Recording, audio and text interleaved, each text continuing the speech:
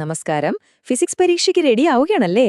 ടെൻഷനൊന്നും വേണ്ട, നമുക്കൊന്നിച്ചു പഠിക്കാം. ഇന്ന് നമ്മൾ പഠിക്കാൻ പോകുന്നത് ഭൗതികശാസ്ത്രം, അതായത് ഫിസിക്സിലെ 4ാമത്തെ ചാപ്റ്ററാണ്. Chapter 4 magnetic effect of electric current, മലയാളത്തിൽ പറഞ്ഞാൽ വൈദ്യുത പ്രവാഹത്തിന്റെ കാന്തിക ഫലം. വളരെ എളുപ്പത്തിൽ നമുക്കിത് പഠിച്ചെടുക്കാം. അപ്പോ ഈ ഒരു എക്സ്പ്ലെയിനറിൽ നമ്മൾ എന്തൊക്കെയാണ് ചെയ്യാൻ പോകുന്നതെന്ന് ഞാൻ പെട്ടെന്ന് പറയാം. ആദ്യം ഈ ചാപ്റ്റർ എന്തിനാണ് പഠിക്കുന്നതെന്ന് നോക്കും. പിന്നെ ഇതിന്റെ ഏറ്റവും ബേസിക് ആയിട്ടുള്ള കാര്യങ്ങൾ, അതായത് ഫൗണ്ടേഷൻ ഉറപ്പിക്കും. അതിനുശേഷം പ്രധാനപ്പെട്ട ആശയങ്ങളിലേക്ക് കടക്കും. പിന്നെ പരീക്ഷയ്ക്ക് വരുന്ന പോലൊരു ചോദ്യം നമുക്ക് ഒന്നിച്ച് ചെയ്തു നോക്കാം. അവസാനം ഒരു ചെറിയ സമ്മറിയും ഒരാഴ്ച കൊണ്ടിത് എങ്ങനെ പഠിച്ചു തീർക്കാമെന്നൊരു സ്റ്റഡി പ്ലാനും കൂടി ഞാൻ തരാം. റെഡിയല്ലേ? ശരി, അപ്പൊ നമുക്ക് തുടങ്ങാം അല്ലേ? ഈ ചാപ്റ്റർ എന്തിനാണ് ഇത്ര പ്രാധാന്യത്തോടെ പഠിക്കുന്നത്? കാരണം കറന്റും മാഗ്നറ്റിസവും, അതായത് വൈദ്യുതിയും കാന്തശക്തിയും തമ്മിൽ ഒരു ഭയങ്കര ബന്ധമുണ്ട്. ആ ഒരു കണക്ഷനാണ് നമ്മൾ ഈ ചാപ്റ്ററിൽ പഠിക്കുന്നത്. പരീക്ഷയ്ക്ക് ഡയറക്ഷൻ കണ്ടുപിടിക്കാനുള്ള ചോദ്യങ്ങൾ, പിന്നെ ഇലക്ട്രിക് മോട്ടോർ എങ്ങനെയാണ് വർക്ക് ചെയ്യുന്നത്, ഇതൊക്കെ ഉറപ്പായും വരുന്ന ഭാഗങ്ങളാണ്. സോ ശ്രദ്ധിച്ചിരിക്കുക. ഈ ഒരു എക്സ്പ്ലെയിനർ കഴിയുമ്പോഴേക്കും നിങ്ങൾക്ക് 3 കാര്യങ്ങളെ കൃത്യമായിട്ട് ചെയ്യാൻ പറ്റും. ഒന്നാമത്തേത്, ഒരു കറന്റ് എങ്ങനെയാണ് ഒരു മാഗ്നറ്റിക് ഫീൽഡ് ഉണ്ടാക്കുന്നതെന്ന് നിങ്ങൾക്ക് സിമ്പിളായിട്ട് മനസ്സിലാവും. 2, ഒരു ഇലക്ട്രിക് മോട്ടോർ എങ്ങനെയാ പ്രവർത്തിക്കുന്നതെന്ന് ആര് ചോദിച്ചാലും നിങ്ങൾക്ക് പറഞ്ഞു കൊടുക്കാൻ പറ്റും. പിന്നെ 3ാമത്തേത്, ഡയറക്ഷൻ കണ്ടുപിടിക്കാനുള്ള ഏത് ചോദ്യം വന്നാലും ടെൻഷനില്ലാതെ നല്ല കോൺഫിഡൻസോടെ നിങ്ങൾക്കത് ചെയ്യാൻ സാധിക്കും. ഞാൻ ഉറപ്പു തരുന്നു. അപ്പൊ നമുക്ക് ഏറ്റവും ബേസിക് കാര്യങ്ങളിൽ നിന്ന് തന്നെ തുടങ്ങാം, അതായത് സ്റ്റാർട്ടിംഗ് ഫ്രം സീറോ. നിങ്ങൾക്ക് ഈ ചാപ്റ്ററിനെക്കുറിച്ച് ഒന്നും അറിയില്ലെങ്കിലും ഒരു പേടിയും വേണ്ട, നമുക്കെല്ലാം ഇവിടെ നിന്ന് പഠിച്ചു തുടങ്ങാം. ആദ്യത്തെ ചോദ്യം, എന്താണ് ഒരു മാഗ്നറ്റിക് ഫീൽഡ് അഥവാ കാന്തിക മണ്ഡലം? വളരെ സിമ്പിളാണ്. ഒരു കാന്തം വെച്ചാൽ അതിനെ ചുറ്റുമുള്ള ഏത് ഭാഗത്താണോ അതിന്റെ പവർ, അതായത് അതിന്റെ ആകർഷിക്കാനും വികർഷിക്കാനുമുള്ള കഴിവ് അനുഭവപ്പെടുന്നത്, ആ സ്ഥലത്തെയാണ് നമ്മൾ മാഗ്നറ്റിക് ഫീൽഡ് എന്ന് പറയുന്നത്. ആ കാന്തത്തിന്റെ ഒരു ഏരിയ, അത്രയുള്ളൂ. ഇപ്പോ ഈ ചിത്രത്തിലേക്കൊന്ന് നോക്കിക്കേ. ഒരു ബാർ മാഗ്നറ്റിന്റെ അടുത്തേക്ക് ഒരു മാഗ്നറ്റിക് നീഡിൽ, അതായത് കാന്തസൂചി വെച്ചപ്പോ അത് ഡിഫ്ലക്റ്റ് ചെയ്യുന്നത്, അതായത് ചലിക്കുന്നത് കണ്ടോ? അതിന്റെ അർത്ഥമെന്താ? അവിടെ നമുക്ക് കണ്ണുകൊണ്ട് കാണാൻ പറ്റാത്ത ഒരു ഫീൽഡുണ്ട്. ഈ ഫീൽഡിനെ നമുക്ക് വരച്ച് കാണിക്കാൻ വേണ്ടി ഉപയോഗിക്കുന്നതാണ് മാഗ്നറ്റിക് ഫീൽഡ് ലൈൻസ്. ഒരു കാര്യം പ്രത്യേകം ഓർക്കണം, ഈ ലൈനുകൾ എപ്പോഴും കാന്തത്തിന് പുറത്ത് നോർത്ത് പോളിൽ നിന്ന് തുടങ്ങി സൗത്ത് പോളിൽ അവസാനിക്കും. പക്ഷേ കാന്തത്തിന്റെ ഉള്ളില് നേരെ തിരിച്ചാണ് സൗത്തിൽ നിന്ന് നോർത്തിലേക്ക്. ഓക്കെ, അപ്പൊ ബേസിക് കാര്യങ്ങൾ നമ്മൾ പഠിച്ചു. ഇനി ഈ ചാപ്റ്ററിലെ ഏറ്റവും പ്രധാനപ്പെട്ട കോർ കോൺസെപ്റ്റുകളിലേക്ക് കടക്കാം. ഓരോന്നും നമുക്ക് ശ്രദ്ധിച്ച് മനസ്സിലാക്കാം. ഇനി നമ്മൾ കേൾക്കാൻ പോകുന്നത് ഒരു കഥ പോലെയാണ്. 1820 ഹാൻസ് ക്രിസ്റ്റ്യൻ ഇയേർസ്റ്റെഡ് എന്ന പേരുള്ള ഒരു സയന്റിസ്റ്റ് യാദൃശ്ചികമായി, അതായത് ആക്സിഡന്റലായി ഒരു കാര്യം കണ്ടുപിടിച്ചു. എന്താണെന്നോ? ഒരു വയറിലൂടെ കറണ്ട് പോകുമ്പോൾ അതിനു ചുറ്റും ഒരു മാഗ്നറ്റിക് ഫീൽഡ് ഉണ്ടാവുന്നു. ഇതൊരു വിപ്ലവകരമായ കണ്ടുപിടുത്തമായിരുന്നു. കാരണം അതുവരെ കറണ്ടും മാഗ്നറ്റും രണ്ടായിട്ടാണ് കണ്ടിരുന്നത്.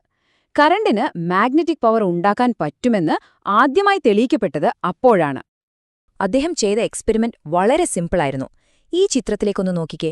സ്വിച്ച് ഓഫ് ആയിരിക്കുമ്പോൾ ആ കാന്തസൂചിക്ക് ഒരു അനക്കവുമില്ല, അത് നോർമലായിട്ടിരിക്കുന്നു. പക്ഷേ സ്വിച്ച് ഓൺ ചെയ്തപ്പോൾ എന്ത് സംഭവിച്ചു? ആ വയറിലൂടെ കറന്റ് പാസ് ചെയ്തു. അപ്പോൾ തന്നെ ആ സൂചി ഡിഫ്ലക്റ്റ് ചെയ്തു, അതായത് അതിന്റെ ദിശ മാറി. ഇതിൽ നിന്ന് എന്ത് മനസ്സിലാക്കാം? ആ കറന്റ് അവിടെ ഒരു മാഗ്നറ്റിക് ഫീൽഡ് ഉണ്ടാക്കി, അതുകൊണ്ടാണ് സൂചി അനങ്ങിയത്. ഓക്കെ, അപ്പൊ കറന്റ് ഒരു മാഗ്നറ്റിക് ഫീൽഡ് ഉണ്ടാക്കുമെന്ന് നമുക്ക് മനസ്സിലായി. ഇനി നമ്മുടെ അടുത്ത ചോദ്യം, ഈ ഫീൽഡിന് ഒരു ഡയറക്ഷൻ ഉണ്ടാകുമല്ലോ, ആ ദിശ നമ്മൾ എങ്ങനെ കണ്ടുപിടിക്കും?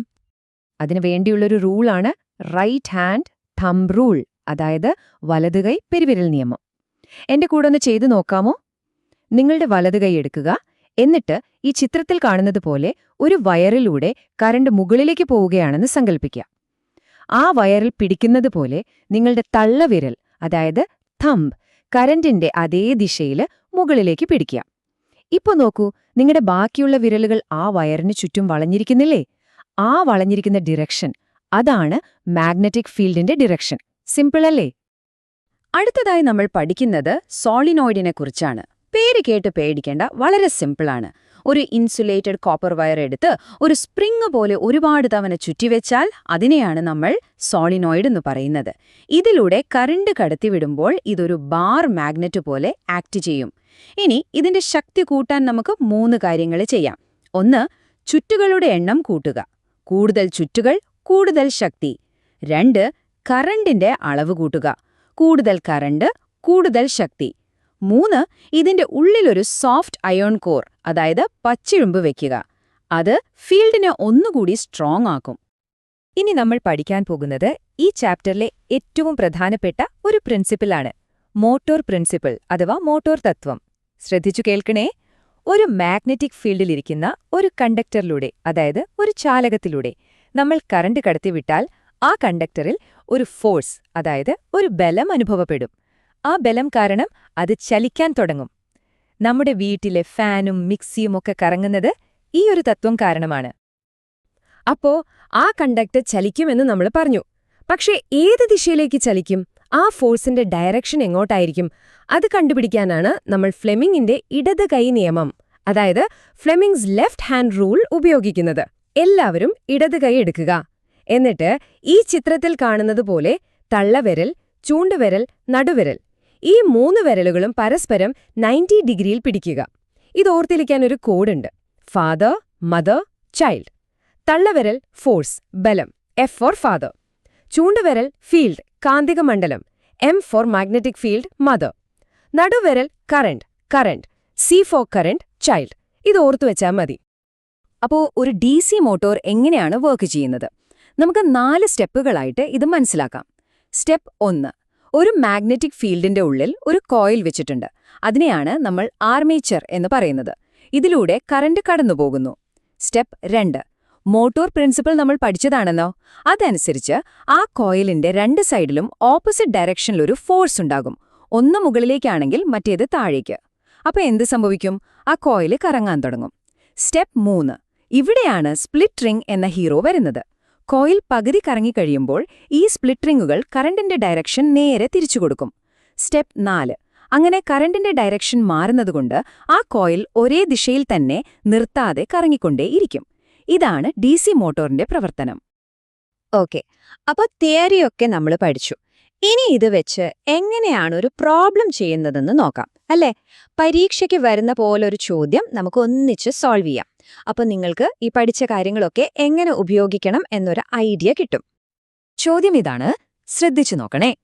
ഈ ചിത്രത്തിൽ കാണുന്ന സർക്യൂട്ടില് സ്വിച്ച് ഓൺ ചെയ്യുമ്പോൾ AB എന്ന് മാർക്ക് ചെയ്തിട്ടുള്ള ആ കണ്ടക്ടർ ഏത് ഡയറക്ഷനിലേക്ക് മൂവ് ചെയ്യും? ഉള്ളിലേക്കോ പുറത്തേക്കോ? ഇങ്ങനെയുള്ള ചോദ്യങ്ങൾ പരീക്ഷയ്ക്ക് സ്ഥിരമായി കാണുന്നതാണ്. നമുക്ക് ഈ പ്രോബ്ലം ഒരുമിച്ച് സോൾവ് ചെയ്യാം. ആദ്യം എന്തൊക്കെയാണ് തന്നിട്ടുള്ളതെന്ന് നോക്കാം. 1, മാഗ്നറ്റിക് ഫീൽഡിന്റെ ഡയറക്ഷൻ. അത് എപ്പോഴും നോർത്ത് നിന്ന് സൗത്തിലേക്കായിരിക്കും, അപ്പോ മുകളിൽ നിന്ന് താഴേക്ക്. 2, കറന്റിന്റെ ഡയറക്ഷൻ. അത് Bയിൽ നിന്ന് Aയിലേക്കാണ്. ഇനി എന്താണ് കണ്ടുപിടിക്കേണ്ടത്? ഫോഴ്സിന്റെ ഡയറക്ഷൻ. ഫോഴ്സിന്റെ ഡയറക്ഷൻ കാണാൻ നമ്മൾ ഏത് റൂളാണ് ഉപയോഗിക്കുക? യെസ്, ഫ്ലെമിങ്ങിന്റെ ഇടതുകൈ നിയമം. അപ്പോ നിങ്ങളുടെ ഇടതുകൈ എടുത്ത് ഫീൽഡിന്റെ ഡിറക്ഷനിൽ ചൂണ്ടുവിരലും കറന്റിന്റെ ഡിറക്ഷനിൽ നടുവിരലും വെച്ചു നോക്കൂ. തള്ളവിരലെങ്ങോട്ടാണ് വരുന്നത്? ഉള്ളിലേക്കല്ലേ? അപ്പോ ഉത്തരം ഇതാണ്: ദ കണ്ടക്ടർ മൂവ്സ് ഇൻവേർഡ്സ്, അതായത് ചാലകം ഉള്ളിലേക്ക് ചലിക്കും. ഇവിടെയാണ് ഒരുപാട് പേർക്ക് പരീക്ഷയ്ക്ക് തെറ്റുപറ്റുന്നത്. ഈ 2 റൂളുകളും തമ്മിൽ അങ്ങോട്ടും ഇങ്ങോട്ടും മാറിപ്പോകും. അത് സംഭവിക്കാതിരിക്കാൻ ഒരു കാര്യം ഓർത്താൽ മതി. റൈറ്റ് ഹാൻഡ് റൂൾ, അതായത് വലതുകൈ നിയമം, എപ്പോഴാണ് ഉപയോഗിക്കുന്നത്? ഒരു കറണ്ട് ഉണ്ടാക്കുന്ന മാഗ്നറ്റിക് ഫീൽഡിന്റെ ഡിറക്ഷൻ കണ്ടുപിടിക്കാൻ. ഇനി ലെഫ്റ്റ് ഹാൻഡ് റൂൾ, ഇടതുകൈ നിയമം, എപ്പോഴാ? ഓൾറെഡി അവിടെ ഒരു മാഗ്നറ്റിക് ഫീൽഡ് ഉണ്ട്. ആ ഫീൽഡിലിരിക്കുന്ന ഒരു കറണ്ടിന് അനുഭവപ്പെടുന്ന ഫോഴ്സിന്റെ ഡിറക്ഷൻ കണ്ടുപിടിക്കാൻ. അപ്പോ ഒന്ന് ഫീൽഡ് ഉണ്ടാക്കുന്നു, മറ്റൊന്ന് ഫോഴ്സ് അനുഭവിക്കുന്നു. ഈ വ്യത്യാസം ഓർത്തുവെച്ചാൽ മതി. ശരി, അപ്പോൾ നമ്മൾ ഈ ചാപ്റ്ററിലെ പ്രധാന ഭാഗങ്ങളെല്ലാം പഠിച്ചു കഴിഞ്ഞു. ഇനി പരീക്ഷയ്ക്ക് വേണ്ടി മാത്രം ഏറ്റവും ഇമ്പോർട്ടന്റ് ആയിട്ടുള്ള പോയിന്റുകൾ നമുക്ക് ഒന്നുകൂടി ഓർത്തെടുക്കാം. ഇതൊരു ക്വിക്ക് റിവിഷനാണ്, നന്നായി ശ്രദ്ധിക്കണേ. പരീക്ഷയ്ക്ക് പോകുമ്പോൾ ഈ 5 കാര്യങ്ങൾ നിങ്ങൾ ഉറപ്പായും പഠിച്ചിരിക്കണം. 1, ഇയർ സ്റ്റഡിന്റെ കണ്ടുപിടുത്തം, അതായത് കറന്റിന് മാഗ്നറ്റിക് ഫീൽഡ് ഉണ്ടാക്കാൻ പറ്റും എന്നത്. 2, റൈറ്റ് ഹാൻഡ് തംബ് റൂൾ, അതിന്റെ സ്റ്റേറ്റ്മെന്റും ഉപയോഗവും. 3, മോട്ടോർ പ്രിൻസിപ്പിളിന്റെ സ്റ്റേറ്റ്മെന്റ്. 4, ഫ്ലെമിങ്ങിന്റെ ലെഫ്റ്റ് ഹാൻഡ് റൂൾ, അതിന്റെ സ്റ്റേറ്റ്മെന്റും ഉപയോഗവും. പിന്നെ 5-മതായി ഒരു DC മോട്ടറിന്റെ ഭാഗങ്ങളും അതിൽ സ്പ്ലിറ്റ് റിങ്ങുകളുടെ ഫംഗ്ഷൻ എന്താണെന്നും. ഇത് വളരെ പ്രധാനപ്പെട്ടതാണ്. അപ്പൊ നമുക്ക് എല്ലാം കൂടി ഒന്നുകൂടി ഓർത്തെടുക്കാം. ഒരു വയറിലൂടെ കറണ്ട് പാസ് ചെയ്യുന്നു, അപ്പോൾ അതിനു ചുറ്റും ഒരു മാഗ്നറ്റിക് ഫീൽഡ് ഉണ്ടാവുന്നു. ആ ഫീൽഡിന്റെ ഡയറക്ഷൻ കണ്ടുപിടിക്കാൻ നമ്മൾ റൈറ്റ് ഹാൻഡ് റൂൾ ഉപയോഗിക്കുന്നു. ഇനി ഒരു മാഗ്നറ്റിക് ഫീൽഡിലിരിക്കുന്ന കണ്ടക്ടറിലൂടെ കറണ്ട് പാസ് ചെയ്യുന്നു. അപ്പോൾ അതിൽ ഒരു ഫോഴ്സ് അനുഭവപ്പെടുന്നു. ആ ഫോഴ്സിന്റെ ഡയറക്ഷൻ കണ്ടുപിടിക്കാൻ നമ്മൾ ലെഫ്റ്റ് ഹാൻഡ് റൂൾ ഉപയോഗിക്കുന്നു. ഇത്രയുള്ളൂ ഈ ചാപ്റ്ററിന്റെ കാതൽ. പരീക്ഷയ്ക്ക് ഇനി ഒരാഴ്ചയേ ഉള്ളൂ എന്നോർത്ത് ടെൻഷൻ അടിക്കേണ്ട. ഈ ചാപ്റ്റർ പഠിക്കാൻ ഞാനൊരു സിമ്പിൾ സ്റ്റഡി പ്ലാൻ തരാം. ആദ്യത്തെ 2 ദിവസം നിങ്ങൾ ഈ എക്സ്പ്ലെയിനർ ഒന്നുകൂടി കണ്ട് ഇതിലെ കോൺസെപ്റ്റുകളൊക്കെ നന്നായി മനസ്സിലാക്കുക. അടുത്ത 2 ദിവസം ആ 2 റൂളുകളും മോട്ടറിന്റെ ഡയഗ്രമോ ഒക്കെ ഒന്ന് വരച്ചു പഠിക്കുക. അവസാനത്തെ 3 ദിവസം ടെക്സ്റ്റ് ബുക്കിലെ ചോദ്യങ്ങൾ ചെയ്തു നോക്കുക, പഠിച്ച കാര്യങ്ങൾ റിവൈസ് ചെയ്യുക. ഇത്രയും ചെയ്താൽ മതി. നിങ്ങളിപ്പോൾ ഈ ചാപ്റ്ററിലെ പ്രധാനപ്പെട്ട ആശയങ്ങളെല്ലാം നല്ല അടിപൊളിയായിട്ട് മനസ്സിലാക്കിയിട്ടുണ്ട്. ഇനി വേണ്ടത് കുറച്ച് പ്രാക്ടീസ് മാത്രമാണ്. ഒരു ടെൻഷനുമില്ലാതെ സമാധാനമായി പ്രാക്ടീസ് ചെയ്യുക. നിങ്ങൾക്ക് ഉറപ്പായും നല്ല മാർക്ക് സ്കോർ ചെയ്യാൻ പറ്റും. എന്റെ എല്ലാവിധ ആശംസകളും.